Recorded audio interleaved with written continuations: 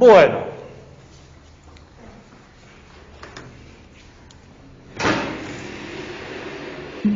La asistencia ya la tuvo, se va, está bien, listo, total, la asistencia es imborrable.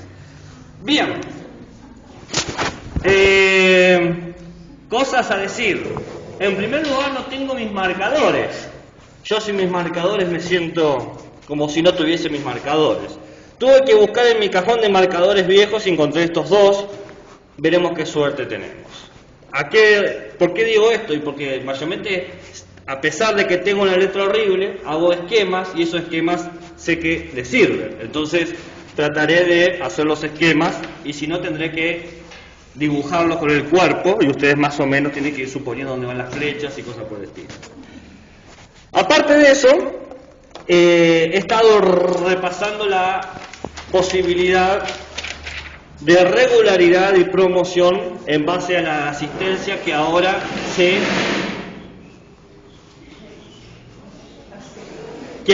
se toma. Ahora la asistencia cuenta. Nos guste o no nos guste, es la resolución. Entonces, estaba haciendo cálculos recién.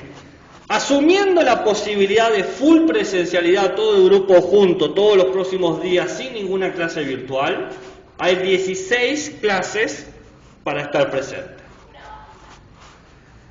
En caso de que sean 16, la gente que quiere solamente regularizar puede faltar hasta 6 veces. La gente que quiera promocionar puede faltar hasta 4 veces. ¿La asistencia empezó desde hoy? Sí. Ahora, en caso de que por alguna extraña razón decidan hacer full presencialidad, pero cada 2 semanas clases virtuales, uno diría ¿por qué? Y digo, bueno, ¿por qué pasa todo lo que está pasando? O sea, traten de... Es posible. Eso llevaría a la mitad de clases, tendríamos 8 clases presenciales. Por lo tanto, las faltas se reducen. ¿Bien? Para los que quieran regularizar, serían, si fuesen solamente 8 clases presenciales, 3 faltas máximo. Y si quieres promocionar, 2 faltas máximo si fuesen 8. Lo probable, por cómo pintan las cosas, que sean 16, ni más ni menos. Ahora, si llegara a ser 16, haré algo que sería una porquería, pero no me queda otra más que hacerlo. Recambiaría o modificaría el cronograma, porque si ven bien, yo había puesto 3 trabajos prácticos seguidos, porque justo daban con todas las clases virtuales. Entonces era una conveniencia aprovechar las clases frente a frente para dar los contenidos y sacarnos las dudas, y las clases prácticas hacerlo en casa. Si fuese que son 16 clases presenciales, les quemaríamos el marote a hacer 3 clases prácticas seguidas. Tendría que intercalarlas. Entonces debería ser una modificación. ¿Cuándo lo voy a hacer y cómo lo voy a hacer? Y depende, porque esta semana se va a decidir cómo va a ser la vuelta. Porque si bien en teoría toda esta semana ya deberíamos estar pensando full presencialidad, full asistencia, se decidió con una clara sanidad mental que ya esta semana quedó arreglada, usemos la semana como está y de último nos preparemos para la semana que viene. Entonces, seguramente el viernes a la última fucking hora nos vamos a enterar qué será del lunes. Y dependiendo de eso, modificaré o no el cronograma. Que sé que es un lío de información. ¿Qué información es la que importa? Y es difícil de purificar, de filtrar. Pero también va a ser necesario porque no les va a convenir, no lo van a disfrutar, se les va a hacer muy cuesta arriba 3 clases prácticas seguidas. Más conociéndome a mí. Entonces, para que seamos todos amigos. De esas 3 clases prácticas, ¿va a modificar las 3 o va a quedar alguna? Modificar en el sentido del orden. No van a desaparecer. Pero de las que ya están, va Sí. a quedar una y las otras 2 no va a... Claro, sí, la inmediata quedaría más o menos ahí. Va a desplazar. Claro, vamos a intercalarlas. La primera es el 4 de octubre, si no me equivoco. Esa quedaría... ¿Pero por qué me preguntas eso? Porque ya lo hiciste. Bien ahí. Entonces no hay preocupación si sea el 4 o el 10. Ahí está. Pero entiendo la cosa, entiendo lo que decís. Porque, ¿qué hacen? Y lo hacen con razonamiento, porque yo sé que son personas inteligentes. Como muchas de ustedes personas trabajan, tienen que pedirse los días para poder presentar esas cosas. Entonces entiendo la pregunta. Quisiera decirte que sí, pero no lo sé. Porque dependiendo del viernes que sea, voy a poder organizarlo. Mi suposición es que sí, lo más inteligente sería la primera, la inmediata ya dejarla e intercalarla además. Pero hay que ver qué flexibilidad tengo con el que queda el cronograma, porque el cuatrimestre es de 3 meses.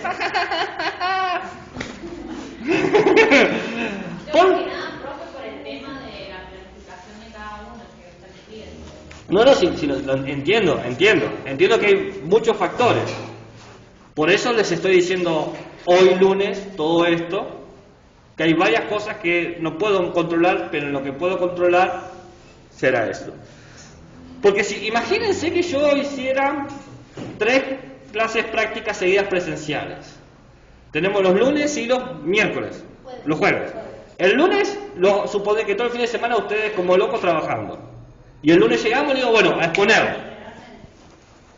Sí, y después de haber expuesto el lunes, tienen martes y miércoles para hacer la microsecuencia que el jueves van a tener que presentar. Y una vez presentada esa, van a tener viernes, sábado y domingo para el lunes presentar la otra. No les conviene en ningún sentido porque es sumamente abusivo eso. Claro. Tiene sentido si es virtual, porque no hay exposición. Usas tus 2 horas de clase y las haces ahí y me lo entregás. Y listo. Es un diálogo 1 a 1. Pero en este caso que vengamos todos los días... se exponen. Claro, pero hay que exponer nuestra presentación. Sí. Se exponen las microsecuencias. Las exponemos, pero la fecha en que se la entregamos, esa fecha que está en el cronograma, se la entregamos. O sea, ya sé que se puede... Claro. Sí. La fecha esa se entrega. ¿Y de manera virtual o papel así? Yo siempre prefiero virtual, pero si ustedes me lo quieren dar en papel, no hay problema. Yo les he dicho que yo en papel no tengo problema, pero como hasta recién decía, hacer el papel último y sacarle fotos porque se hacía todo virtual, pero si ahora lo van a cambiar a vuelta presencial, obviamente se van a poder... ¿Y exponemos todas? Se expone todo lo que se llega. 2 horas parece mucho, pero no lo es. ¿Por qué? Porque analizamos cada una de las cosas que se ven en profundidad. ¿Por qué? Porque la idea es aprender de eso. Entonces ver sus fortalezas, sus debilidades, etcétera. Pero mi pregunta es si todas las que tienen las planificaciones aprobadas son las que exponen o si yo, por ejemplo, tengo que rehacerla igual tengo que exponer. Es que no lo vamos a saber porque el mismo día que tenemos la clase me la mostrás. No, a menos que yo lo haya visto de antemano, que es rara vez me la mandan antes, o sea, 2 o 3 personas, pero es muy extraño. Entonces, lo vemos en ese momento. En ese momento vemos, no lo califico después, yo después me siento y lo veo. En el momento del trabajo de la clase práctica es que todos hablamos y discutimos sobre los conceptos éticos y cómo transferimos, es eso. ¿Y cómo lo discutimos? Y mediante las distintas propuestas que han ustedes proyectado. Algunas propuestas van a acertar o van a tener más eficacia que otras, siempre pasa eso y no hay ninguna vergüenza porque es el espacio de aprendizaje. Lo mejor es equivocarse en el aula, no en el final. Siempre. El momento para meter la pata es ahora. Porque si metes la pata en el final y decís, está todo bien, nos vemos en febrero. No es negocio. Ahora es donde conviene meter la pata, hacer todo mal. No, yo hice una secuencia de 4 meses. Bueno, veamos lo que podemos rescatar de esa secuencia, ¿no? Entonces, acá es donde conviene equivocarse. Siempre conviene equivocarse en esto. Porque nos guste o no nos guste, hay finalmente una instancia evaluativa. ¿Tu apellido?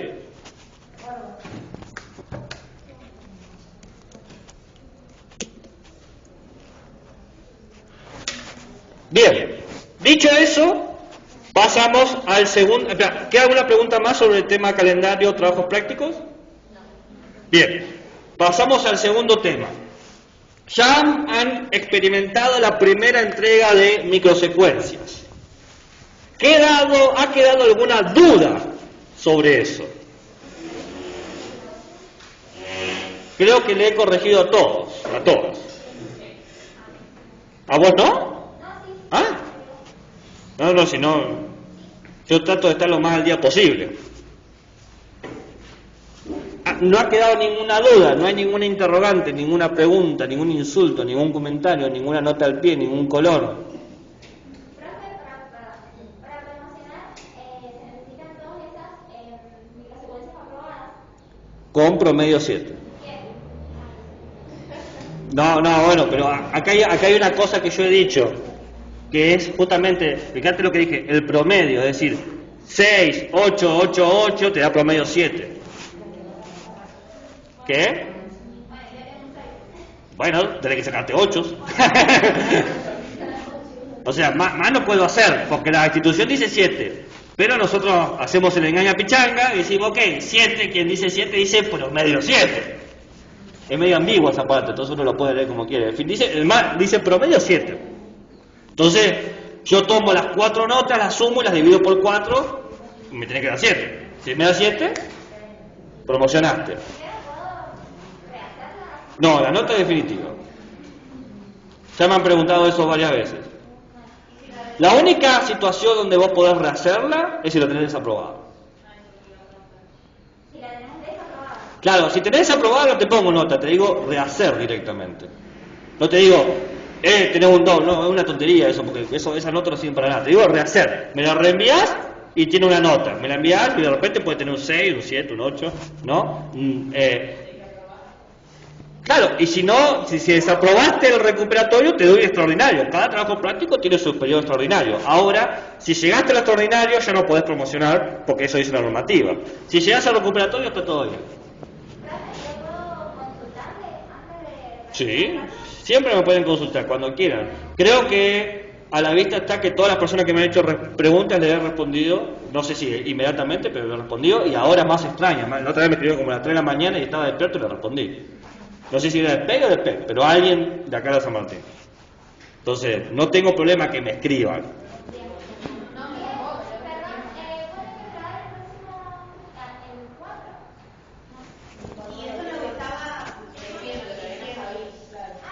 Mientras todo se mantenga igual, nada cambie y el mundo permanezca idéntico tal como es en este preciso instante, el 4 del 10. Ahora, es muy probable que todo cambie el viernes.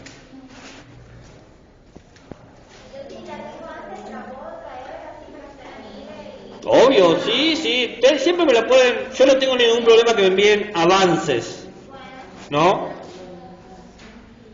¿Estamos hasta ahí? ¿Alguna duda más? Ok. ¿Qué más iba a decir yo? Hola. ¿Cómo va? ¿Su apellido?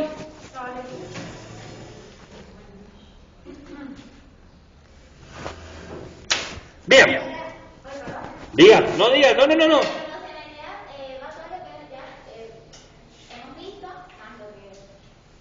No te entiendo. A ver, ¿qué pasa con eso? Sí. ¿Cómo es el coloquio promocional? ¿Esa es la pregunta? El coloquio promocional vos tenés que leer 3 artículos, ¿bien? Y hacer una relación entre ellos y exponerla.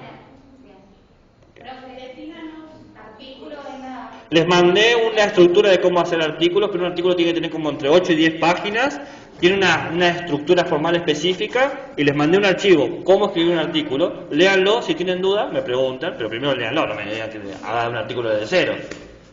No, se me confundió con el texto argumentativo.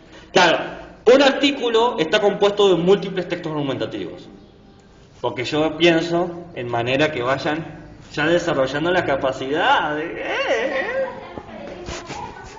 ¿Qué? ¿Qué tema? En la promocionalidad, bueno, elegir los temas, yo ya te los di. Son 3 artículos que tenés que leer y de esos 3 producir un artículo.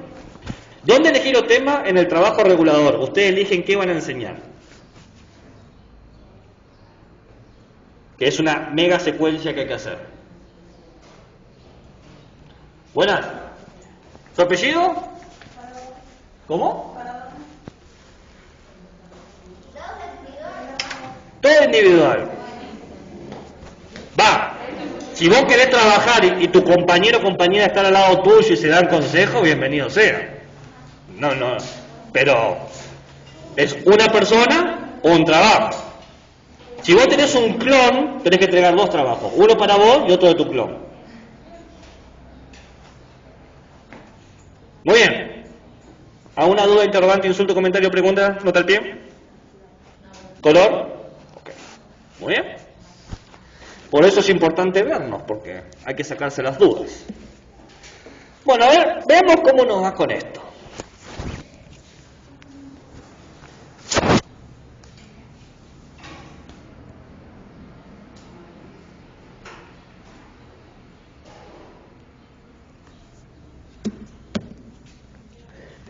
Hoy vamos a hablar sobre la Declaración de los Derechos Humanos y del Ciudadano. La próxima clase vamos a hablar de la Declaración de los Derechos del Niño. Entonces, como saben, a mí me gusta dar la clase del siguiente modo. Doy los contenidos y dejo unos minutos finales para hablar de algunas transferencias de estos contenidos en particular. Si llegara el caso de que hoy no llegamos, ¿no? Puede ser, porque hemos charlado bastante de otras cosas que era necesaria charlarlas, ¿no? Los ejemplos los voy a pasar para la otra clase que están conectadas, derechos humanos, derechos de niños están conectados, así que no panda el cúnico, si prefiero que quede todo el contenido dado y después vemos, ¿no? La parte práctica lo agregamos para el otro encuentro. Veamos, alguna vez llegamos, no digo que no. Pero lo primero hay que decir es que en 1789 aparece lo que se llamó la Declaración de los Derechos del Hombre. Ese era el nombre. La Declaración de los Derechos del Hombre. Hago hincapié en hombre, que eso después lo vamos a criticar. La Declaración de los Derechos del Hombre. Y del ciudadano. El título de la clase, la Declaración de los Derechos Humanos y del Ciudadano. Esto sucede en 1789. Ahora, esta declaración tuvo un impacto radical cuyos ecos llegaron hasta Argentina, para dar un simple ejemplo. ¿Qué pasa en Argentina? Nos independizamos. No es tan lejos.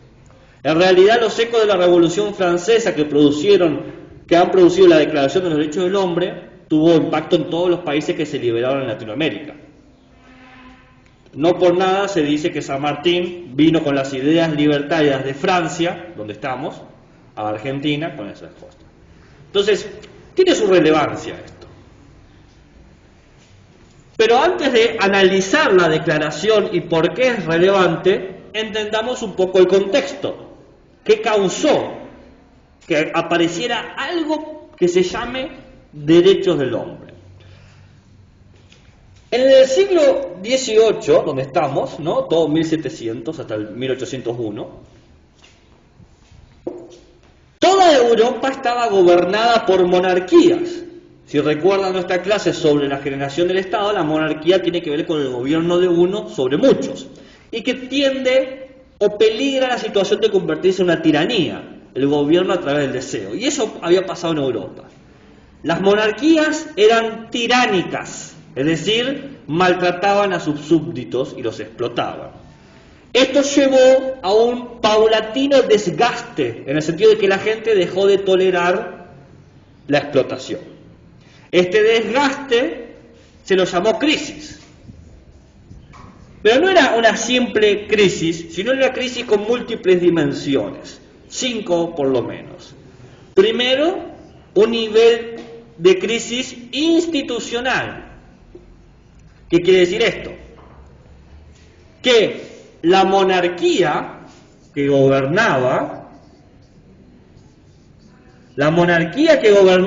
de forma absoluta, es decir, tenemos todo el poder, encontró que un grupo social empezaba a disputarle el poder. Apareció un segundo grupo que también tenía poder, que era la burguesía. La burguesía, como lo vimos en la generación del Estado de Ciudadano, fue este grupo de individuos comerciantes que empezaron a luchar contra los monarcas porque tenían tanta plata como para poder pagar sus propios ejércitos. El burgués era una persona muy poderosa, tenía su ejército privado. Y eso es peligroso. Si vos sos el Estado, sos el único que puede tener ejército. Pero de repente apareció gente que también tenía ejércitos y por lo tanto te podían invadir dentro de tu propio Estado. ¿Se dan cuenta de la situación?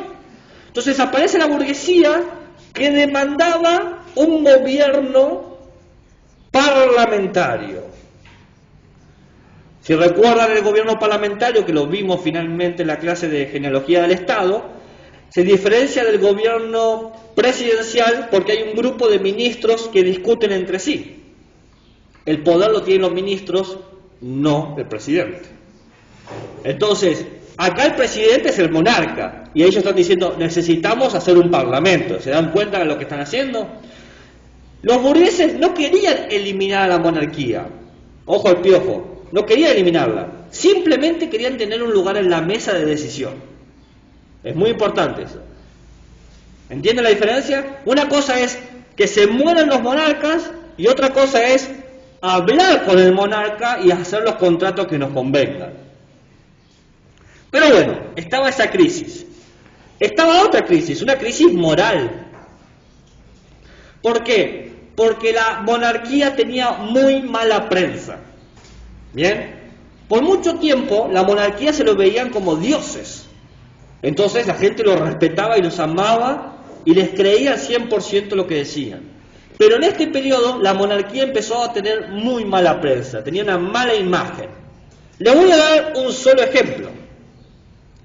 La reina de Francia, María Antonieta, gasta 1.600.000 libras para comprarse un solo collar. ¿Bien? Lo cual eso genera un problema, porque en Francia había una hambruna. No hay comida y la reina se compra un collar. ¿Entienden? Entonces no se lo vio con buenos ojos. Si tenías 1.600.000 libras que te sobraban, ¿por qué no nos compraste comida a nosotros tus súbditos? Aparte de la crisis moral, estaba la crisis religiosa. ¿Qué pasaba acá? La monarquía, los reyes, siempre estuvieron en asociación con las religiones, siempre. Desde que se fundó el Estado, el rey tiene un contacto con Dios, sea porque se lo cree Dios, sea porque se dice que tiene un aspecto divino. Esto lo vimos también en la clase de genealogía. Acá teníamos lo que eran los agustinianos, ¿no? Que es una corriente del cristianismo.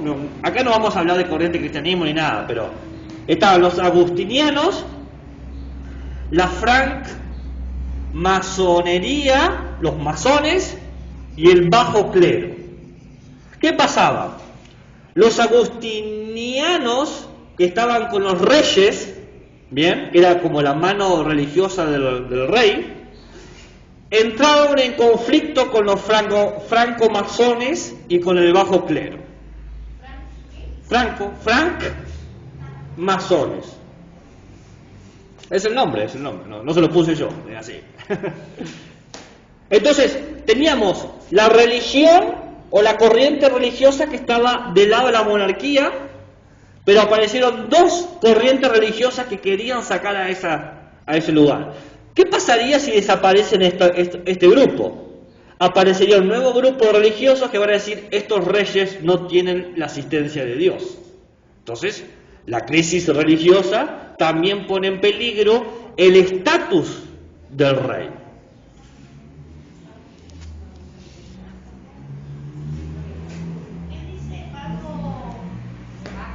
Bajo clero.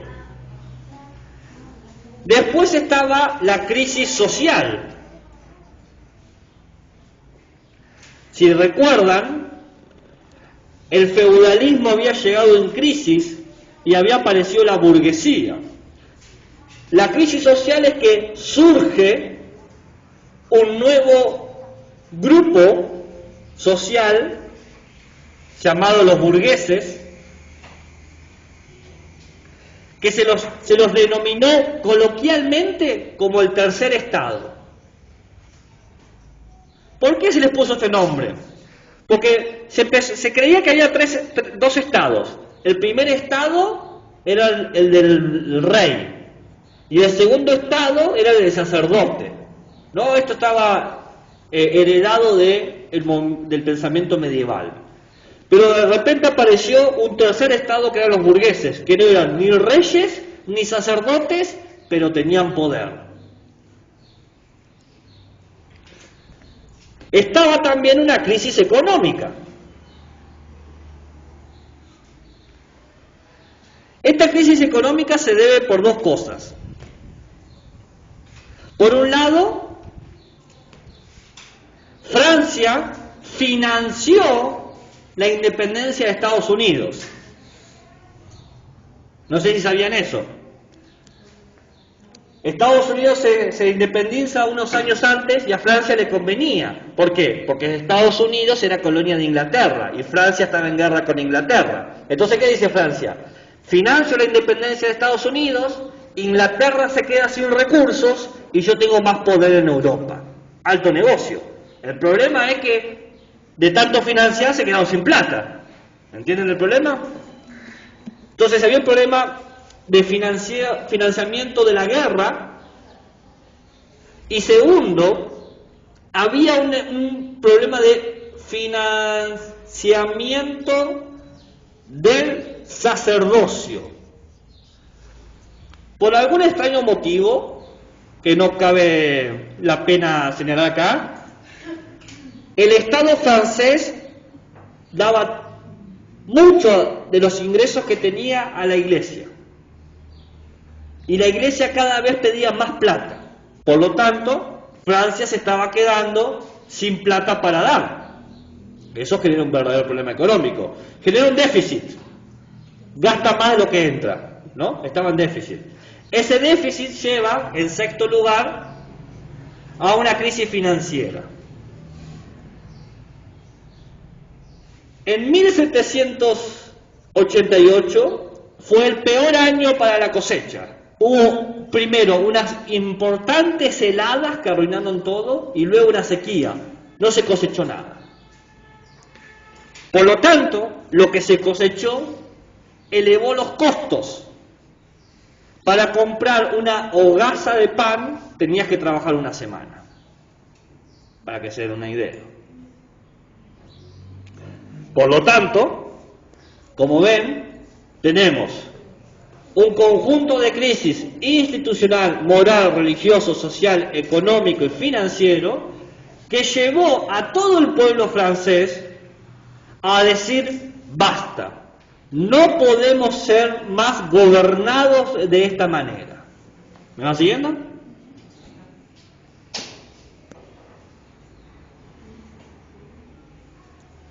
¿Puedo borrar? Ya esto va a tener sentido, ¿eh? Yo que sé que parecen como datos sueltos, pero van a ver que va a tener sentido.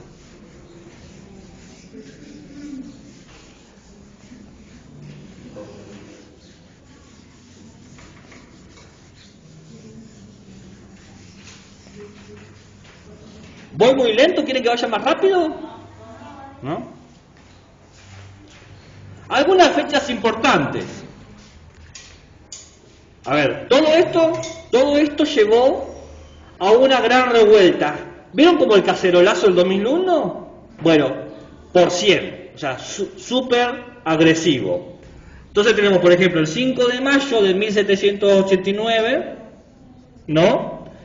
Luego de todas unas revueltas, ¿qué hace? El rey Luis XVI dice, che, como que esto no está marchando, voy a llamar a todos los poderosos. Llama a los monarcas, a los sacerdotes y a los burgueses. ¿no? Hace una asamblea. ¿Cuál es el motivo de esa asamblea?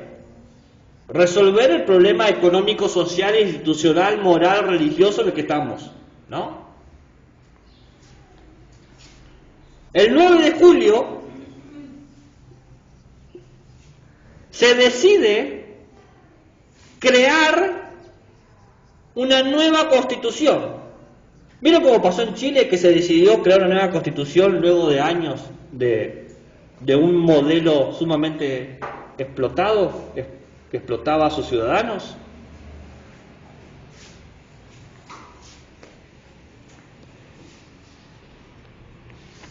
El 14 de julio se empieza a escribir la Declaración de los Derechos del Hombre. Entonces, ¿qué es lo que pasa acá? Francia llega al tope de su tolerancia social y cultural de una forma de tratar al ser humano. Hasta 1789, los reyes y los sacerdotes podían hacer lo que querían con vos. Te podían matar, te podían destruir, te podían torturar, no había forma de que vos tuvieses poder para limitar eso. Tú no eras tú eras un elemento, una herramienta, un objeto que los reyes y los sacerdotes usaban. Este sistema funcionó por mucho tiempo, 800 años más o menos. Pero llegó a un punto de una serie tan grande de crisis como las que acabo de señalar, moral, institucional, religiosa, económica, financiera, que ya la gente no pudo soportar más esos vejámenes.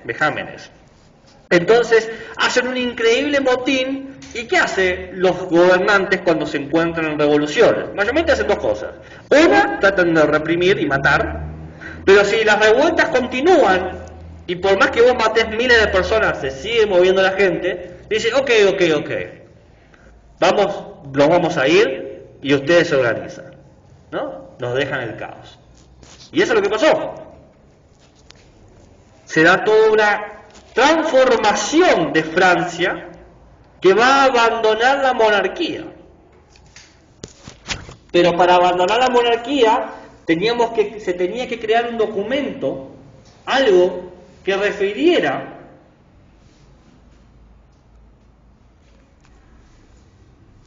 o que dé justificación a todo esto. Y se crea la Declaración de los Derechos del Hombre. Dice, vamos a producir una nueva generación de gobierno y vamos a establecer unas nuevas responsabilidades cívicas. Vamos a romper con la idea de que los únicos ciudadanos válidos son los monarcas y los sacerdotes. Ahora vamos a considerar que todos somos ciudadanos. Entonces se crea un importante documento que ahora lo vamos a conversar.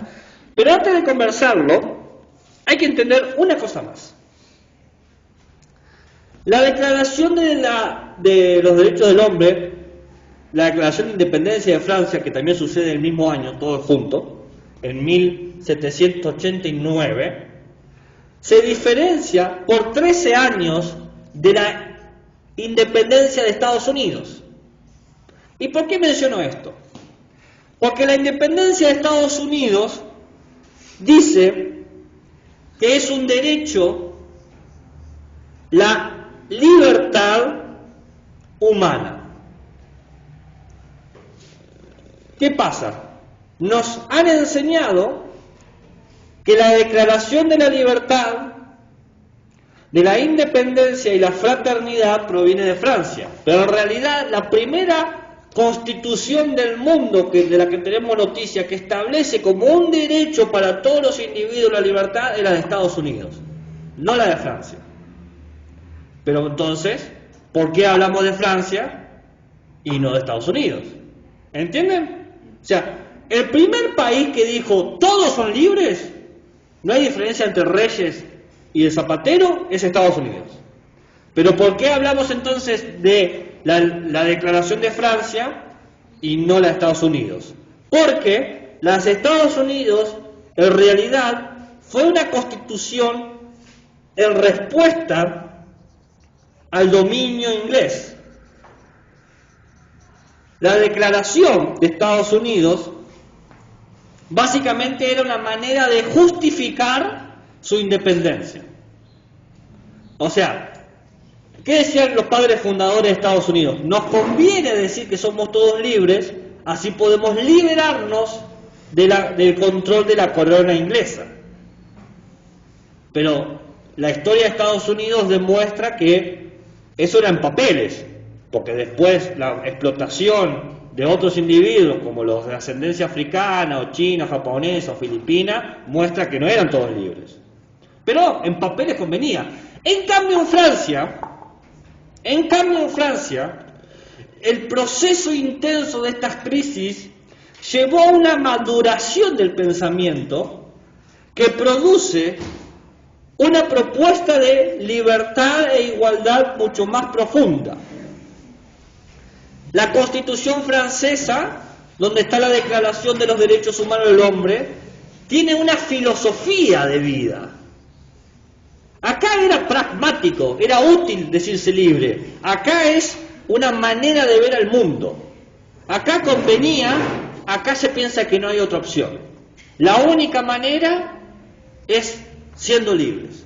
Acá conviene que seamos libres siempre y cuando nadie nos domine. Alto negocio. Acá no es una cuestión de negocio, es una cuestión de principios humanos.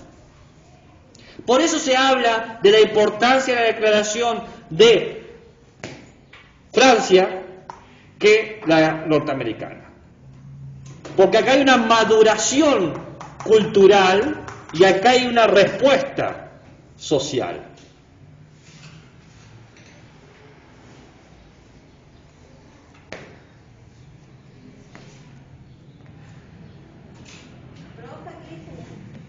Filosofía de vida. La Declaración de los Derechos del Humano tiene una actitud de alguna manera optimista. Optimista. ¿Qué dice? El humano tiene todas las herramientas para liberarse. El humano tiene la razón y eso le va a permitir romper las cadenas de la tiranía. El humano tiene la capacidad intelectual de cambiar su destino. Mejor dicho, el humano es el único que forja su destino, ¿no? Es una actitud optimista. Nosotros decidimos y nos constituimos. Y este optimismo está basado en el derecho natural, o como llamamos nosotros, el ius naturalismo, que es que por ser humano, por el simple hecho de haber nacido como humano, mereces ciertos derechos. ¿Cuáles derechos? Los hombres nacen y permanecen libres e iguales. Esos. Los hombres nacen y permanecen libres e iguales. Lo digo una vez más. Los hombres nacen y permanecen libres e iguales. Suena lindo. Nacen y permanecen libres e iguales, lo compro, me gusta. Pero esta persona era muy astuta. No es los humanos, no es los ciudadanos, es literalmente los hombres nacen libres e iguales. Esa es la letra chica.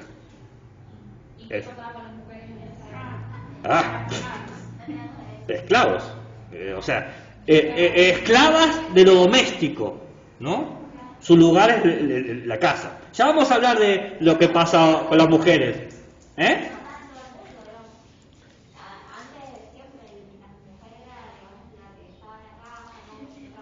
Sí, totalmente. Y hoy en día todavía sucede eso.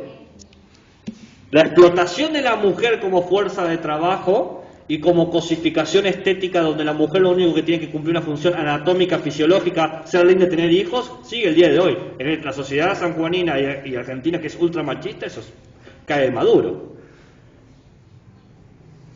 Pero ya vamos a cambiar esto. O sea, vamos a ver qué se dice sobre esto. En esta misma clase, o sea, denme un cachito que ya vamos a llegar.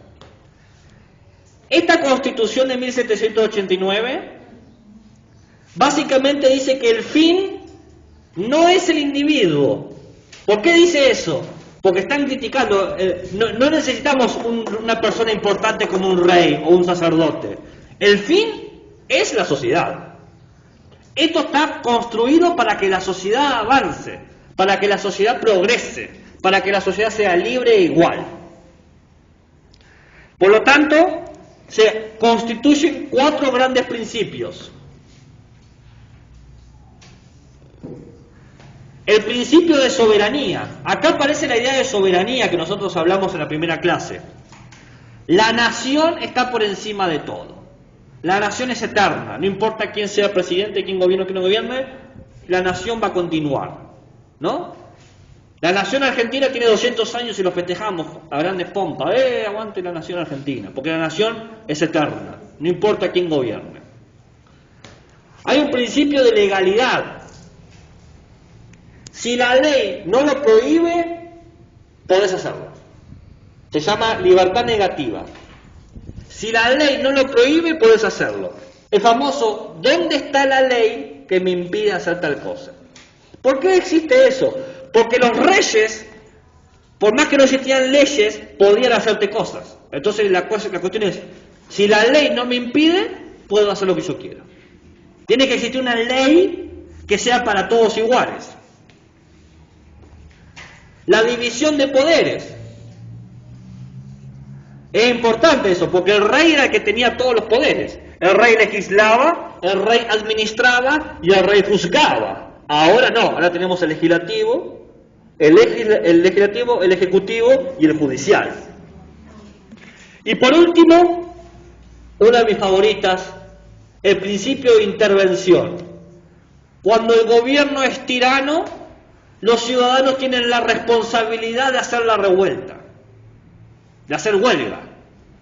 Un principio de intervención. Ante la tiranía, los pueblos pueden tomar las calles. Hacer huelga. Intervención, intervenir. ¿Por qué hicieron eso? Porque así justificaban todos los motines que hizo el pueblo ante la hambruna. Astutos. Muy bien. ¿Puedo borrar? Esta declaración constituye lo que se conoce como la primera generación de los derechos humanos. Por eso es tan importante, porque es la primera. Por eso me detengo tanto, porque es la primera. Son 4 en total. Esto constituye la primera generación de los derechos humanos. Y vamos a decir sus cosas positivas y sus cosas negativas. Es decir, vamos a hacer una caracterización de los derechos humanos. La Declaración de los Derechos del Hombre, que sería la primera generación, tiene un preámbulo y 17 artículos. ¿Bien? Es un texto breve, claro, conciso, propuesto de manera universal, es decir, que ubica a todos y puesto para el futuro, todos los que están aquí y todos los que vendrán. Tiene una actitud proselitista, dice, confiemos en la razón humana, que el humano con su razón va a poder liberarse, ¿no? Esa es la apuesta que hace. ¿Y qué hace? Bueno, en términos generales, lo que está haciendo es establecer 2 grupos de derechos, ¿no? 2 grupos de derechos. Uno que serían los derechos naturales y otros que serían los derechos nacionales. Los derechos naturales es todo individuo va a gozar de ciertos derechos que no se le pueden quitar. No importa dónde estés, quién seas, cómo seas, lo que hagas o lo que no hagas, lo que tengas o no lo que tengas, estos derechos no se te pueden quitar. ¿Bien? Esos son los derechos naturales. Por el hecho de nacer humano, vas a tener estos derechos. Punto pelota.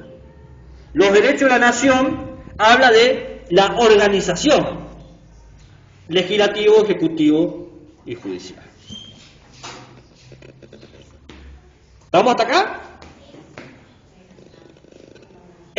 preámbulo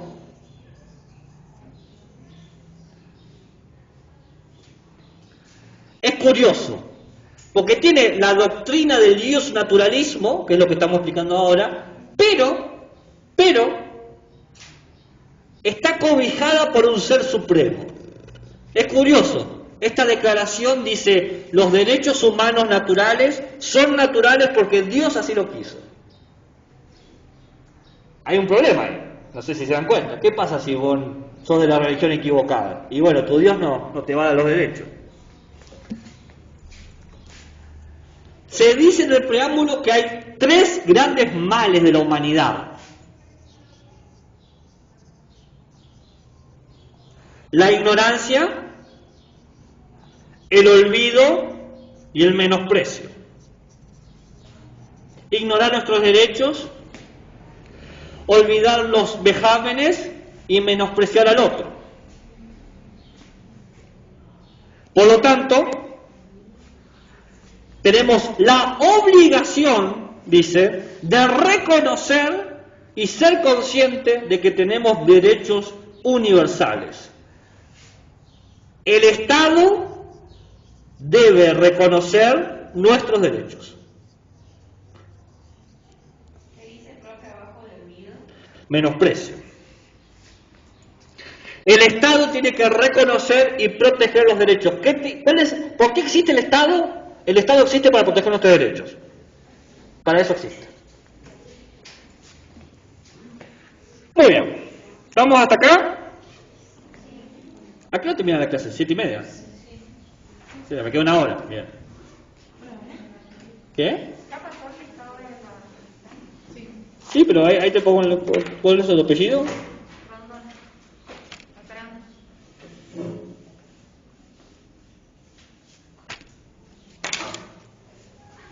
Veamos los artículos. ¿Todos? No, todos no. Vamos a ver lo importante.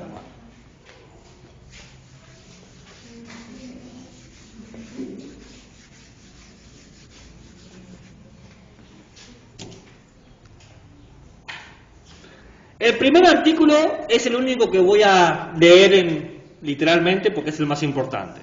Dice, los hombres nacen y permanecen iguales en derechos.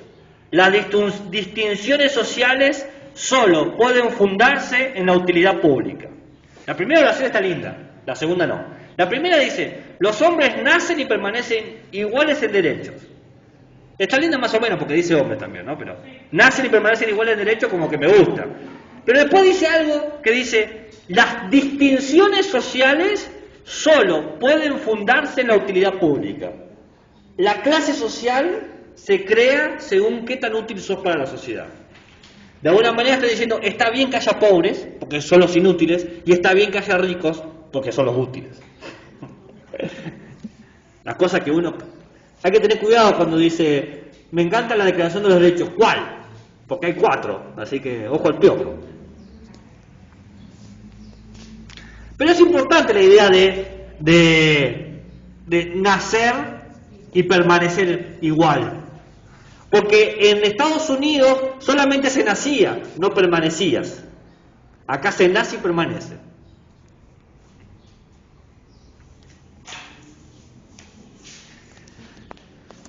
Y aparece la idea de libertad también. ¿Qué es la libertad para esta Constitución? Bueno, la libertad opera como de 3 maneras. Libertad de conciencia, libertad de expresión, libertad de propiedad. Libertad de conciencia. Nadie debe ser molestado por sus opiniones. Vos podés pensar lo que se te cante, siempre y cuando no perturbe el orden público. Vos pensás lo que vos quieras. Ahora, si lo que vos pensás de repente empieza a matar gente, como que no conviene. Expresión y propiedad. Nadie puede ser censurado. Vos decís lo que pensás, no hay ningún problema. Libertad de prensa, libertad de comunicación. Si vos querés decir a la gente, creo en el Dios de los espaguetis que come boloñesa el universo y que somos todos parte de su salsa fileto, puedes decirlo. Nadie te puede censurar. Y por último, libertad de propiedad. Lo que es tuyo no puede ser quitado. Parece una tontería, pero el rey, si es una monarquía absoluta, todo es el rey. Tu casa es el rey. Tu esposo y tu esposa es el rey. Tu perro es el rey. Todo es el rey. Que el rey te lo preste porque es amable es una cosa. Pero acá ya no. Lo que es tuyo, tuyo es.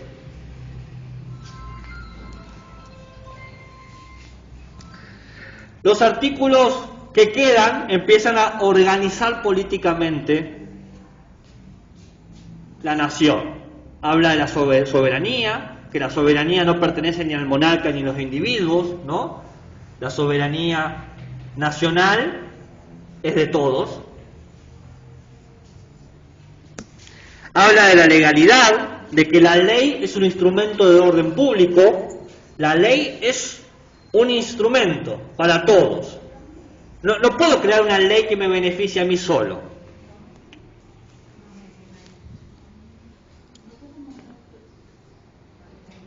¿Se entiende? Problemas de esto. Bueno, uno de los problemas, claro, el machismo, pero otro de los problemas, claro, es que toda esta constitución, esta declaración, beneficiaba solamente a un grupo social, a los burgueses. Si bien la revuelta fue de todo el pueblo francés, y que encima la constitución esta fue emulada luego en la primera constitución argentina, o sea, para que sepan la influencia que tiene, solamente beneficiaba a los hombres y a los burgueses. Si vos eras un hombre pobre, tampoco te beneficiaba. Y esta constitución anulaba la asociación profesional. ¿Saben lo que es una asociación profesional? Los gremios. No podías tener gremios. No podías tener gremios que protegieran tu trabajo. Estaba en contra de eso. Le impedía.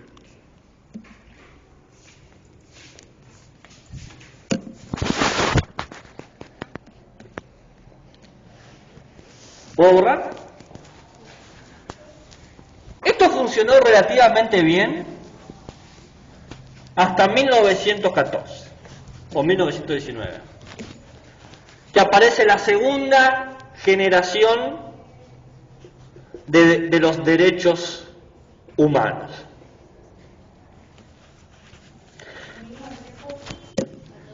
(14 y 19). A ver, ¿cómo es la cosa esto?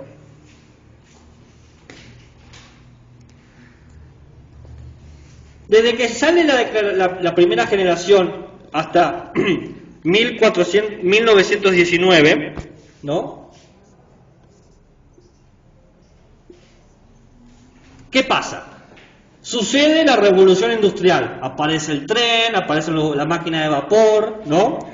También se da, o sea, hay tres cosas importantes a tener en cuenta. Mejor en vez de decirlo general, se lo voy a decir específico. A, B, C. Primero, la industria. Aparece la edad industrial, el industrialismo. Aparece el tren, aparece la fábrica, aparece el dínamo, aparece el motor. Sí, ¿qué pregunta es? De los derechos humanos, 1919. Entonces, hay un cambio en el trabajo, aparece la fábrica. ¿Bien? Lo segundo es el colonialismo. La mayoría de los continentes europeos empiezan a tener colonias en África, en Asia y en América. Nosotros fuimos una colonia, fuimos el virreinato del Río de la Plata, ¿no? De esta manera generó una fuerte situación de dominio sobre otros y una fuerte sensación de nacionalismo, ¿no? Nosotros dominamos a los demás. Eso ha sido muy común. Y después aparece la Primera Guerra Mundial, que sucede entre 1914 y 1919, en donde, bueno, un caos en Europa. Rusia, que amenaza con el comunismo. Desaparece el famoso imperio austrohúngaro. Alemania queda totalmente paralizada. Gran Bretaña y Francia quedan paralizados por el movimiento proletario, es decir, los trabajadores organizados. Y inicia la Primera Guerra Mundial con el asesinato del archiduque, ¿no?, de Austria, y bueno, una guerra terrible con millones y millones de muertos que destruye miles de ciudades, dejando a toda Europa devastada económicamente. Entonces, el terror de la guerra y producida por el desarrollo de la industria, porque se inventaron máquinas como la ametralladora o el tanque, ¿no?, llevó a que la gente dijera, che, caramba, como que nos fuimos de la mano, como que esto de matar no es negocio. Entonces dicen, vamos a generar una nueva declaración de los derechos humanos. Se genera un pacto que propone algo que no se había pensado. Cambiar la idea de hombre por la idea de humano. Dice, ¿por qué en vez de llamarle la Declaración de los Derechos del Hombre, que suena como medio machista, no lo llamamos la Declaración de los Derechos Humanos? Está buenísimo, ¿eh? Me parece un pedazo de gente ahora. El 50% de la población adentro. ¿Qué características tiene esta declaración? Bueno, mientras que la primera decía que éramos libres e iguales, la primera jamás dijo que el Estado tenía la obligación de darte los medios. La primera decía, el Estado tiene que reconocer que eres libre, punto. Quiere decir, vos sos libre, hacé lo que vos quieras. Pero ahora el Estado tiene que ofrecer los medios para que vos seas libre. ¿Qué quiere decir dar los medios? Enseñanza gratuita, seguridad social, derecho a huelga, protección de la familia, derecho contra el hambre. El Estado tiene que crear ministerios que se aseguren que vos sepas cómo ejercer tu libertad. ¿Entienden? Antes el Estado decía, vos sos libre, haz lo que quieras. Si te podés pagar la educación o si te morís de hambre, es problema tuyo. Ahora, el Estado tiene la obligación mínima de que vos no te mueras de hambre y de que vos seas educado. Eso es darte los medios, darte la posibilidad. Por eso, a partir de 1919, en la mayoría de los gobiernos europeos u occidentales, la educación hasta el secundario es pública, porque te tienen que dar los medios para poder liberarte, poder ejercer tu libertad. ¿Entienden? Antes decía, el Estado decía, yo no voy a hacer nada contra tu libertad, ahora tampoco te voy a ayudar, ahora te tengo que ayudar, no me queda otra. Entonces, aparece la idea del estado del bienestar. ¿Escucharon esa palabra una vez? El Estado se preocupa por tu bienestar. Eso es. Te da los medios para cuidarte y para protegerte. De vuelta, enseñanza gratuita, seguridad social, derecho a huelga, protección de la familia y derecho contra el hambre. Nadie tiene que pasar hambre. ¿Se entiende? Está bueno, ¿no?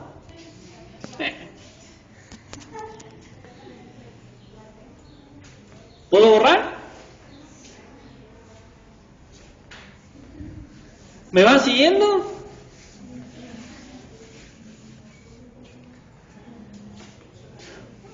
Todos nosotros sabemos que si hubo una Primera Guerra Mundial es porque hubo una segunda. Tras la Segunda Guerra Mundial va a aparecer la tercera generación de los derechos humanos. Claro, ¿qué pasa acá?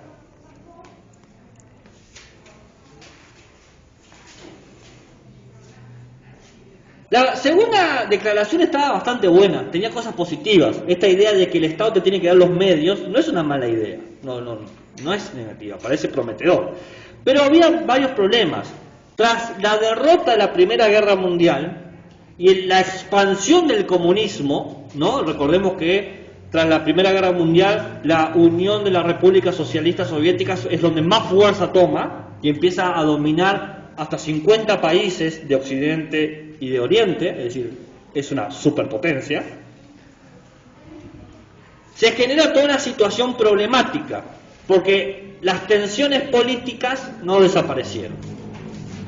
Todo esto llevó a la convergencia de la Segunda Guerra Mundial y también llevó a la depresión. Entonces tenemos, por un lado, la Segunda Guerra Mundial,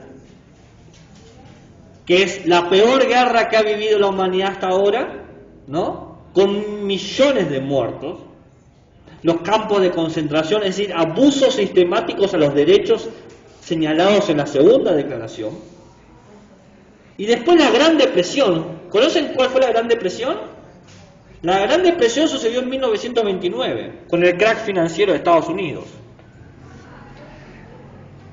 Que básicamente Estados Unidos se cayó la bolsa, se le cayó la economía, y como Estados Unidos había prestado plata a muchos países, dice, como no tengo plata, voy a pedir la plata que me deben. Y los demás países dicen, yo no tengo plata. Entonces, la caída de Estados Unidos llevó un efecto dominó que de repente todos tuvieron que admitir que no tenían un maldito peso. Lo que llevó a una hambruna terrible. Tal era la hambruna que la gente vendía a sus hijos. Sí. El crack de 1929 tuvo un impacto en todo Occidente, pero Argentina de esa depresión salió ganando. De ahí, posterior a la Gran Depresión, sale la imagen de Argentina como granero del mundo. Y después se cae, desaparece, ¿no? Pero la imagen de granero del mundo se construye acá. ¿No? ¿Lo escucharon una vez, Argentina, el granero del mundo, esa frase? Bueno, sale después de eso. Entonces, hambre y muerte. Dicen, quizás tenemos que revisar nuestra idea de humanidad. Entonces, la guerra termina, la Segunda Guerra Mundial empieza en 1939 y termina en 1945. En 1948 se crean las Naciones Unidas, la ONU, en 1948. ¿Y qué hace las Naciones Unidas tras el final de la guerra y la creación de esta organización? Proclama los derechos universales del humano. Fíjense el cambio. Primero eran los derechos del hombre, después fueron los derechos del humano y ahora son los derechos universales del humano. En donde se afirma que existen derechos civiles y derechos políticos del individuo y que el Estado tiene la obligación de protegerlos, garantizarlos y dar los medios para ejercerlos. De vuelta, existen derechos civiles y derechos políticos en los individuos y el Estado tiene que protegerlos, garantizarlos y dar los medios para ejercerlos. ¿Y cómo empieza la declaración? El primer artículo dice, todos los pueblos tienen el derecho a la libre determinación. ¿Qué quiere decir eso? Cada sociedad decide cómo autogobernarse. Protegerlos, garantizarlos Y ofrecer los medios.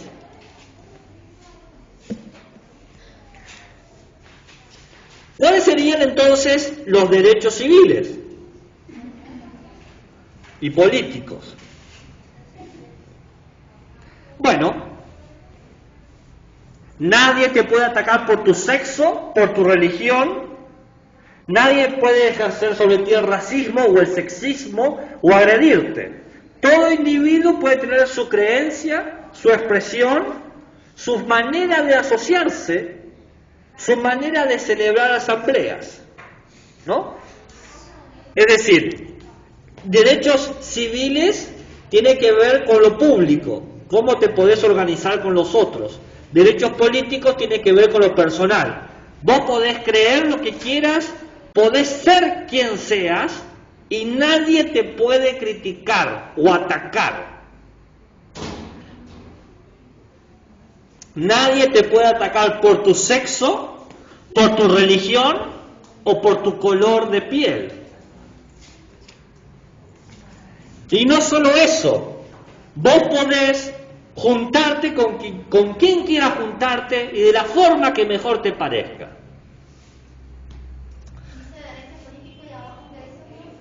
Personal. Los derechos políticos son personales, es decir, nadie te puede hacer nada por quién eres. Si a vos te gusta River, nadie te puede decir nada porque te gusta River, es todo tu derecho. ¿Qué? No sé. Y después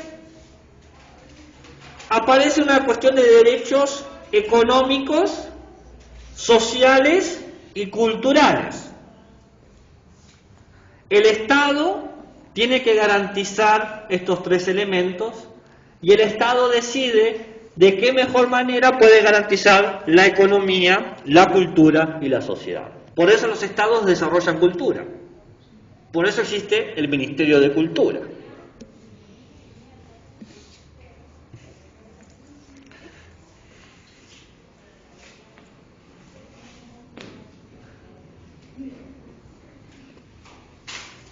¿Puedo borrar?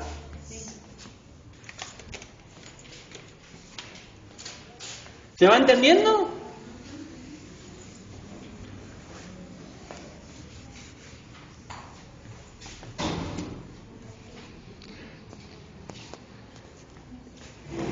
La Declaración Universal de los Derechos Humanos tiene 6 grandes características. La primera es que está destinada a todos los humanos. No importa de dónde vengas. Esto es importante, porque quiere decir que tus derechos valen tanto acá como en la China, no importa en dónde. ¿Se entiende? Segundo, se habla de la libertad individual como la base de los derechos. Recordemos que en la segunda generación y en la primera generación se hablaba de Dios, que yo había dicho, ¿no? Que aparecía un ser supremo que garantizaba los derechos. Ahora se dieron cuenta, que quizás no todos creen lo mismo, como que conviene quitar a Dios de eso. Entonces dicen, bueno, el fundamento es tu libertad. Todos. Tercero, se exige reconocimiento mundial. Todos los países del mundo tienen que reconocer estos derechos. Están obligados. Todos los países del mundo reconocen estos derechos. No solamente tienen, sino que actualmente no hay país que no reconozca esto. 4. La igualdad viene de nacimiento. ¿Por qué se dice esto? Porque recordemos que las otras constituciones dicen que la igualdad estaba definida por tu utilidad social. Si sos pobre, sos de un lugar, si sos rico, sos de otro lugar. Acá dice, no importa cuál sea tu estatus social, económico, eres igual. ¿Y cómo se ejerce esa igualdad? Con el voto. Un individuo, un voto secreto e universal. Nadie te puede quitar el derecho al voto, porque el derecho al voto garantiza tu igualdad sobre los demás. ¿Por qué a la gente le importa tanto que le den el derecho a votar? Justamente por eso, porque solamente los iguales votan. Si no podés votar, no te reconocen como parte. 5.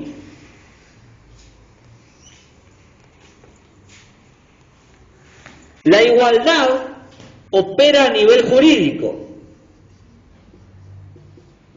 Todos tienen el derecho de ser defendidos gratuitamente de tener un juicio por iguales y un castigo acorde a la pena. No pueden ponerte un castigo desmedido, no te pueden enjuiciar sin juicio, y los que te enjuician tienen que ser tus iguales, un jurado.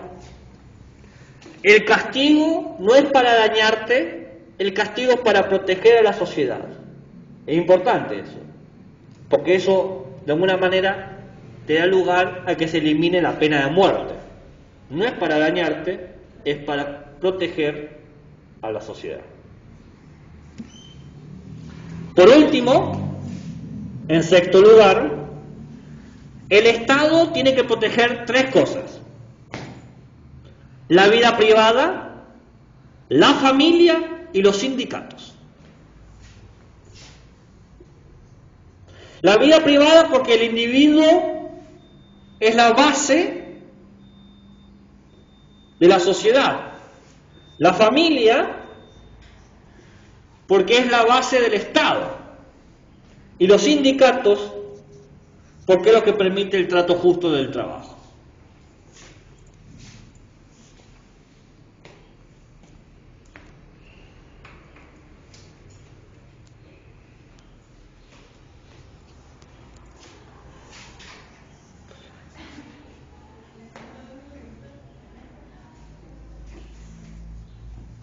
Consta de un preámbulo y 30 artículos.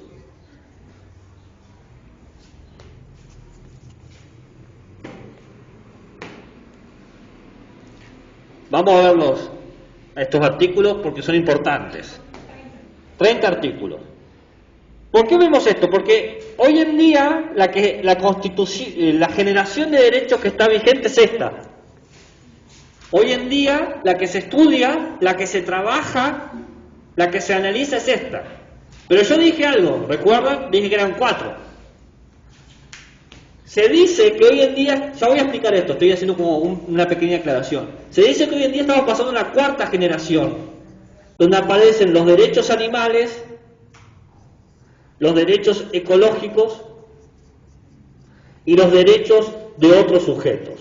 Por ejemplo, de las comunidades LGBTQ+, ¿no? Que estas constituciones no los reconocen. Entonces, hoy en día todavía no ha aparecido una nueva declaración, ¿bien? Pero se está trabajando. ¿Cuándo va a salir? Y vaya uno a saber, ¿no? Pero se está trabajando para construir una nueva declaración. ¿Cuál es la última de otros sujetos? Otros sujetos. Las comunidades LGBTQ+, y bueno, ahí podés poner lesbianas, gay, bisexuales, transexuales, queer, ¿no? El más puede ser intersexuales, por ejemplo, asexuales, que tiene que ver con la sexualidad, porque en estas nuevas corrientes éticas señalan que la sexualidad es cultural, ¿no? Y hay que protegerla. No entiendo su mirada, compañera. No sé si es sorprendida que aparezca eso o cree que es una tontería. Usted puede creer lo que quiera, no tiene todo el derecho de creer lo que piensa.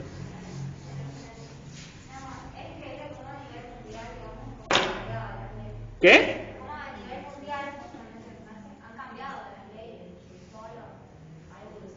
¿Pero de qué estás hablando? De todo esto que usted dice. Ah, sí. Cómo, digamos, va evolucionando la generación. Sí, totalmente. El preámbulo señala que el Estado tiene que proteger los derechos. Fácil. El preámbulo señala que tiene que haber una amistad entre naciones. Convenía decir eso, ¿sabe por qué? Porque cuando se crea la tercera generación estaba en plena Guerra Fría. Entonces convenía hablar de la amistad, porque en cualquier momento se iba todo al joraca. El preámbulo dice que el Estado tiene una responsabilidad civil y política con los hombres y las mujeres. Es una de las primeras veces que aparece la palabra mujer en estas constituciones. Solamente tuvieron que esperar 300 años. No entiendo, amistad que... Amistad entre naciones, y el Estado tiene una responsabilidad civil y política para el hombre y para la mujer. Bien. Vamos a ver los artículos. ¿Todos? Sí, todos. ¿Por qué? Porque son cosas que van a tener que enseñar. ¿Sí? No, un montón no, son 30. No, porque nos vamos a ver en dos en dos. Nos vamos a ver en dos en dos. Quédese tranquilo que los tengo organizados. Artículos. El artículo 1 y 2 básicamente dice que todos tienen derecho a expresar su libertad. Libertad sexual, libertad de raza, libertad de sexo, de idioma, de opinión política, de origen, de nacimiento o cualquier otra condición. Eres libre, eso te están diciendo. Y nadie te puede anular esa libertad. No importa cómo te veas, cómo seas, qué hagas, de dónde vengas, qué creas. Si querés creer en el Dios de los espaguetis, nadie te puede vetar. Creo en el espagueti es mi forma de vida. Todos los 24 de diciembre festejo el nacimiento de la boloñesa y así es mi vida y así moriré. Y tengo todo el derecho de vivir así. Los artículos del 3 al 11... ¡Ah, qué rápido!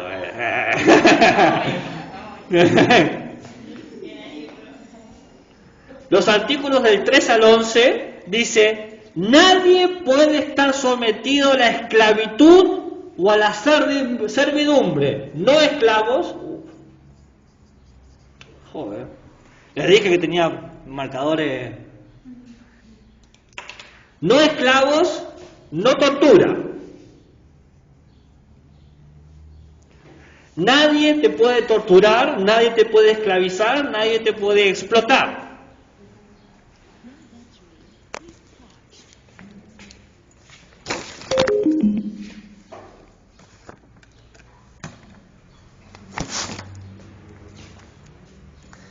Por suerte hoy en día no hay esclavos, por suerte. ¿Saben cuántos esclavos hay en el mundo? 20 millones. De esos 20 millones se estiman que 3 millones son mujeres de trata de blanca. Porque son esclavos. ¿Saben lo que es la trata de blanca? Claro, no es prostitución como tal. Porque en algunos lugares la prostitución es legítima y es un oficio, tiene su obra social y todo lo que sea. Acá es, te raptan. Claro, y te violan. Es la violación sistemática en vistas de ganar un rédito. ¿Bien? ¿Por qué aclaro eso? Porque hay colectivos de prostitutas y prostitutos que hablan de la necesidad de institucionalizar el oficio. ¿Está legalizado eso? ¿Está legalizado? No, por eso dije, hay colectivos que están tratando de institucionalizarlo. No está legalizado en Argentina, pero en otros países sí. Es un debate que no es clara qué es lo que conviene o qué es lo que conviene. Bueno, algunos sí, otros no. Yo no soy especialista en esos temas jurídicos de la prostitución. No voy a opinar sobre eso. A lo sumo, uno puede tener su postura, ¿no? Pero es un tema que aparece. Los artículos 12 a 17 dice que todos tienen el derecho de salir y volver a su país. Es decir, la libre circulación. Parece una tontería, pero no lo es. Porque un país no te puede tener capturado. Entonces piénselo ahora con los ojos de gente que defiende los derechos y vive una cuarentena y no puede salir. Para que quede claro, yo estaba a favor de la idea de la cuarentena hasta que estemos inmunizados, ¿no? Pero también hay que entender cómo ven los otros esas cosas. Y uno dice, están yendo en contra de mis derechos humanos el no permitirme moverme. Porque los artículos 12 y 17 dicen que yo tengo el derecho de salir y volver cuando quiera, siempre que me lo pueda pagar. Es cosa mía. Y ahora un Estado me tiene cautivo. ¿Entienden? Profesor, pero esto ha sido a nivel mundial y esto no sé si en algún momento se habló en algún lugar. Es tan importante esto, yo no lo sabía, por ejemplo, a lo que está diciendo usted. Y es re La importante. cuarentena pasó el año pasado, ¿eh? ¡Oh, por Dios!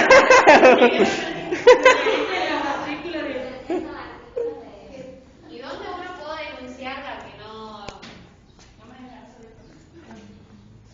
esto que dice la que nos está enseñando? ¿A dónde se puede reclamar? ¿O a dónde? ¿Qué querés reclamar? Porque No, dependiendo... por ejemplo,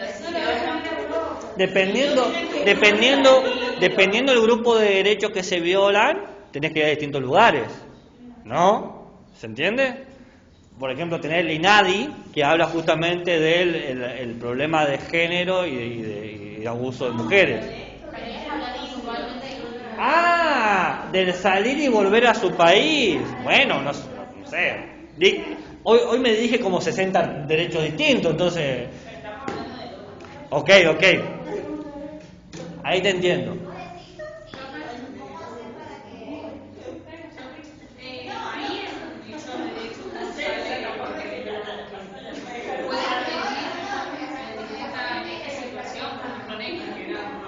No, sí. Ahí explico eso. Con respecto a denunciar, como quien dice, hay un ministerio, está el Ministerio de Exteriores e Interiores, ¿no? Que su función es justamente controlar el exterior y el interior del país. Entonces, vela, garantiza, promueve, ejecuta esos derechos. ¿Bien? Eso sería la respuesta en términos institucionales. Acá la compañera dice, pero no existe una figura que dice que el Estado pueda, en situación de emergencia, determinar eso. Sí, claro que sí. Fue el primer artículo que les dije, la libre determinación de los pueblos. Entonces, acá aparecen las contradicciones de la declaración. La declaración nos dice, somos libres todos, pero el tema es ejercer al 100% lo que las declaraciones dicen, nos lleva al punto que nos empezamos a pisar. Y eso es un problema clásico de la ética. ¿Y ahora qué hacemos? Porque somos todos libres y en esa libertad absoluta y en esa igualdad nos encontramos con situaciones impracticables. Sí, eres libre de salir, claro que sí, pero no podés salir porque si salís pones en riesgo a la población y el Estado tiene el derecho de protegerse, porque vos sos un riesgo para la sociedad. Entonces, atento contra tu libertad, pero vos no has cometido ningún crimen. Entonces, ahí aparecen las zonas grises. Los artículos 18 y 21 habla de la elección de las creencias. Básicamente la libertad de opinar. Vos podés opinar lo que se te cante. Hay que matar, qué sé yo, a los dogos y a los bomberos. Esa es mi opinión. ¿Quiénes tienen que morir? Todos los dogos y todos los bomberos. Esa es mi libre opinión. Y por más estúpida que sea esa opinión, tengo el derecho de tenerla. Voltaire decía que la libertad es el derecho a ser un idiota, ¿no? Y a veces nos cuesta aceptarlas, porque es un idiota. Tenías que ser así de idiota. Pero bueno, si el idiota quiere ser idiota, pues déjalo ser idiota. Algo que me olvidé del artículo 12 y 17, que acá también aparece la idea de propiedad privada. Pero ya lo habíamos mencionado antes en la otra constitución. Este está bueno. De los artículos 22 y 27 habla del derecho al nivel de vida adecuado. El Estado tiene que garantizar que tanto vos como tu familia tengan salud, estudio y bienestar adecuado, alimentación, vestimenta, vivienda, asistencia médica a un nivel correcto, no negligente. ¿Y por casa cómo andamos? Bueno.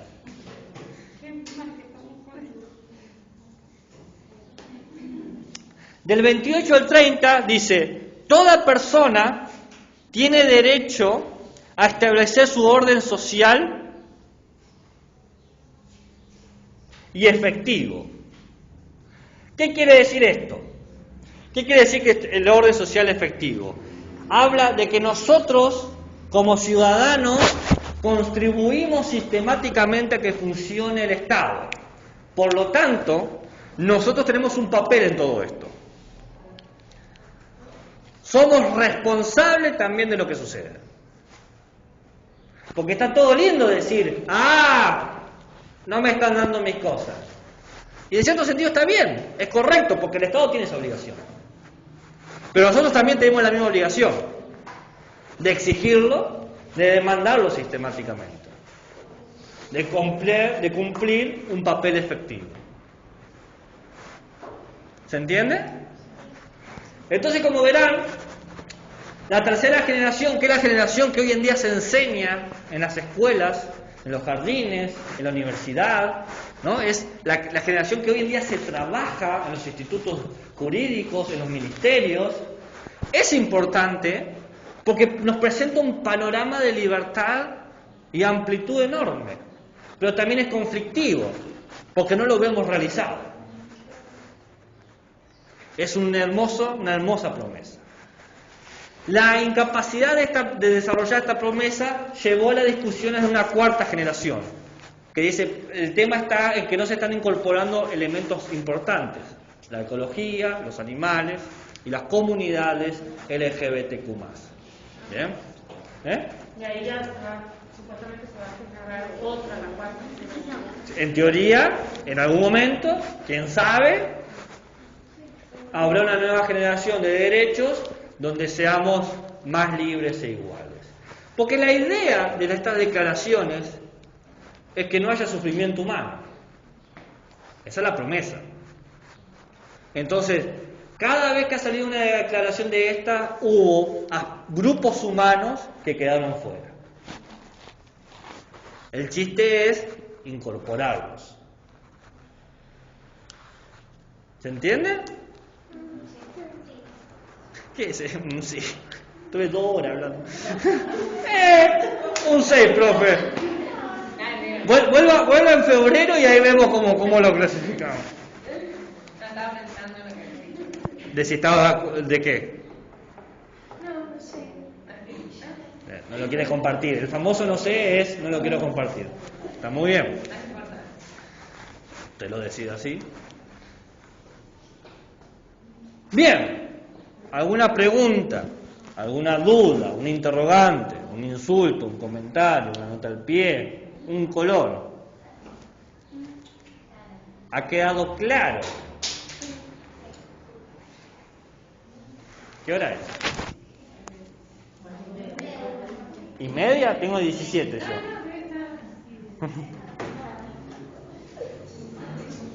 Bueno, podemos hacer 2 cosas. Podemos hablar de algunas propuestas de transferencia didáctica o pueden cortar y tienen sus 10 minutos antes de la próxima clase. Ustedes elijan. ¿Y después nos va a dar? Me las quedo para mí, no se las doy nunca más. No, porque va a seguir con los derechos del niño. No, si yo prometí que le iba a seguir. Para que no nos quede acá. Bueno. ¿Qué? Que siga. Vamos, loco, esa es la actitud. Bueno. Y sí, más o menos, 5 minutos. Son un par de propuestas de transferencia. No les voy a dar la secuencia, pero yo sé que volvemos al discurso de siempre. Algunas de estas cosas son tan abstractas que a veces cuesta saber cómo transferirlo en didáctico. ¿Estás grabando? Ok. Está muy bien que grabe, lo que sea, son públicas. Lo última me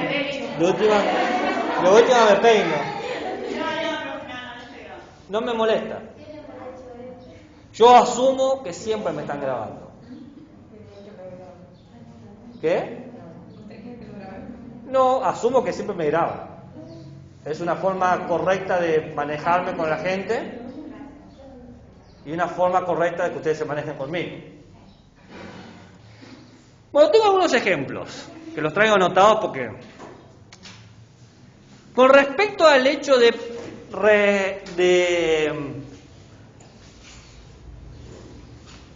por ejemplo, el artículo 18-21, el hecho de creer lo que vos quieras, de tener tu religión, tu cultura, ¿no? Tu origen, uno puede hacer eso, que creo que lo hablamos en una de las prácticas de ética, en la primera clase de ética, que es esto de proponer utilizar canciones típicas de distintos grupos culturales, ¿no? Que son partícipes de la sala, o no, que no son partícipes, pero que saben que existen en nuestra comunidad. Bien, porque quizás a veces pasa que uno se vuelve sectario, es decir, conoce solamente lo que experimenta y no conoce otros grupos culturales y cree que la vida es como la que vive y no como la pueden vivir otros, ¿no? Entonces es importante poder traer noción a eso. Entonces poder traer una canción, por ejemplo, qué sé yo, con letra mapuche, por más que acá no haya mapuche, pero para mostrar que puede pasar, que te puedes encontrar con gente mapuche. ¿O si hay mapuche acá? Lo podemos mostrar como algo nuevo. ¿Eh? Lo podemos mostrar como algo nuevo. No nuevo, sino como diferente, si no hay nadie, por ejemplo, se puede mostrar. Sí, por mostrar que existe, que hay diversidad cultural y que hay que respetarla y reconocerla. Porque mostrar que todos tienen el derecho de elegir qué creen y cómo se mueven, ¿no? Entonces, decís, estas canciones hay gente que vive así, qué sé yo, ¿no? Hay muchos de eso. La idea del 12 y 7, moverse, el salir y el derecho de salir, uno puede proponer un juego con un recorrido, ¿no? Del derecho de desplazarse, de moverse, ¿no? Entonces uno puede decir, bueno, todos ustedes tienen que llegar a tal lugar. Para hacerlo entretenido podemos poner ciertos obstáculos a sortear, pero la idea es poder llegar y hablar, una vez que todos hacen ese juego, esa carrera de obstáculos, si quieren llamarlo así, ¿qué hubiese pasado si le hubiésemos impedido a uno que no lo haga? ¿No? Charlar sobre eso. Es decir, una persona dice, vos no lo podés hacer. ¿Por qué? Porque no lo digo yo. ¿Cómo se sentirían? ¿Cómo se sentirían si no...? Bueno, pero ahí está el chiste. ¿Eh? Que llora en la No le vas a decir. Luego de que todos lo hacen, se divirtieron, la pasaron bien, qué les pareció, y después, imagínense si uno no hubiese podido o a uno no lo hubiésemos dejado. Son dos cosas distintas, no poder y no dejar. Entonces, ahí acá estamos hablando sobre justamente el moverse, el desplazarse como un derecho fundamental. Fíjense, un ejemplo de ese derecho fundamental que no se lleva a cabo es las rampas para la gente que anda con silla de ruedas. Que acá es un chiste eso, ¿no? Quizás hay una esquina, pero en la esquina de frente no hay. Voy a decir, ¿qué está haciendo?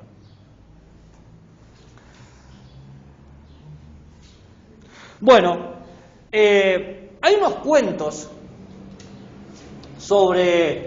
que sirven para los artículos 1 y 2 sobre la libertad, ¿no? Y la igualdad, muy interesantes que se pueden leer, que son directamente para jardín inicial, para jardín maternal y jardín infantes, sí, porque yo siempre digo inicial, pero no es inicial, es infante. ¿Cuáles serían, por ejemplo, para no ir? Sí, los cuentos de Rebeca, de Ronald Rhee o de Sesiones de Estela. Tengo ambos, Rebeca de Ronald Rhee y Sesiones de Estela. Tengo ambos, si quieren yo se los puedo dar. Es una colección de cuentos orientados a fortalecer estos derechos. El primero ejemplo que dio acerca de la cultura que ¿no? 18-21.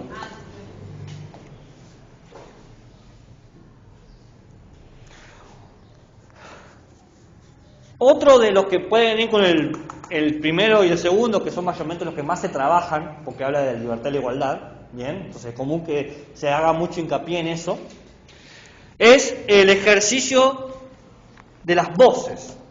Básicamente, uno le pide a los estudiantes, a los chicos y chicas, que hagan los sonidos que más les gusten, ¿no? Que ejerciten su voz, vocalicen o canten las cosas que les gustan, ¿no? Entonces está el ejercicio de hablar, de emitir opiniones, pero con sonidos, que es una forma de valorizar tu identidad. Escuchen mi voz, escúchenme, dialoguen, ¿no? El derecho a ser oído, el derecho a escuchar al otro, ¿no? Entonces ese juego de las voces es muy común, ¿no? Y por último, los artículos 22 y 27. Los 3 y 11 los voy a dejar para cuando hablemos sobre maltrato infantil. ¿Bien? Que va a ser más pertinente trabajarlos ahí. Pero vamos al 29 y 27. Podemos hacer lo siguiente: hacer preguntas que los hagan pensar en situaciones que no se habían planteado. Por ejemplo, ¿el docente cobra por su trabajo? ¿Ustedes creen que me están pagando por hacer esto? ¿No? ¿O el docente vive en la escuela? ¿Vivimos acá nosotros o vivimos en nuestra casa? ¿Dónde vivimos? ¿En la casa o acá? Ella cree que vivimos en el colegio. Por ejemplo, ¿mi madre o padre tutor iban en el jardín cuando eran chiquitos? ¿No? Entonces estamos hablando de implícitamente de lo que es adecuado, la educación, el que te financien, ¿no? Naturalizar el hecho de que todos tienen que ir a la escuela, que todos tienen que cobrar por su trabajo. Otra cosa, ¿por qué la calle o los lugares donde vivimos tienen ese nombre? ¿No? ¿Por qué? Porque representan algo de nuestra vida, qué sé yo, San Martín. ¿Por qué se llama San Martín esta calle? Y bueno, porque San Martín representa a alguien que luchó por nuestros derechos, etcétera, etcétera, ¿no? Entonces fíjense que hay formas de transferir estos contenidos a las salas. Y volvemos a lo que siempre insisto. Si se puede pensar de forma práctica, se puede enseñar en la sala, ¿no? Porque se enseña a hacer y hacer. Entonces, si se puede hacer, lo puedo transformar en un juego y por lo tanto puede ser aprendido. Siempre tiene que pensar eso, ¿en qué término lo puedo convertir en algo práctico, en un juego, en un hacer? Y eso les va a resolver muchas dificultades. Cuando se encuentren con conceptos demasiado abstractos, digan, bueno, ¿qué tipo de acciones ejemplifican este concepto abstracto? La igualdad es un concepto súper abstracto. ¿Qué es la igualdad? Vos ves a la gente y no somos iguales, somos distintos. Entonces, ¿dónde está esa igualdad? Entonces, bueno, la igualdad que está en lo que podemos conseguir, en lo que podemos obtener, en lo que podemos dar, en cómo podemos conversar, conseguir, dar, conversar, son todas acciones que yo las puedo reforzar de una manera práctica, es decir, a través del juego. Muy bien, dudas, preguntas, interrogantes, insultos, comentarios, nota al pie. Bueno, muy bien. Estamos entonces.